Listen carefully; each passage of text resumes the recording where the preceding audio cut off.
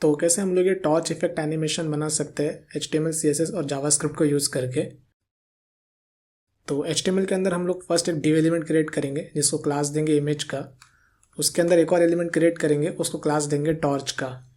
फिर यहाँ पे CSS के अंदर मैंने बेसिकली क्या किया है, बॉडी को स्टाइल दिए डिस्प्ले ग्रिड और प्लेस आइटम सेंटर और हाइट 100 VH दिया है, सो दैट जो हम लोग का इमेज है वो सेंटर में आ जाएगा।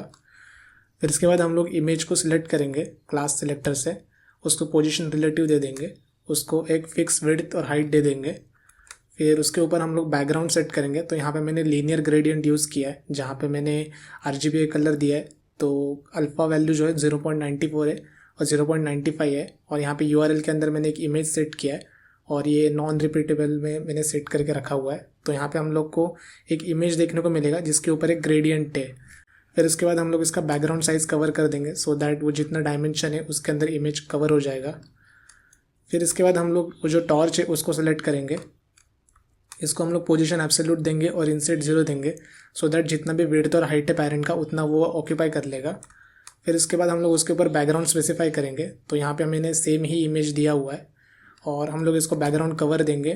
तो अभी क्या होगा, वो इमेज हम लोग को देखने को मिल रहा है। तो यहाँ पे दो इमेज है, टॉर्च पे एक इमेज है और जो एक्चुअल उसका पैरेंट है डॉट इमेज उसके ऊपर एक इमेज है।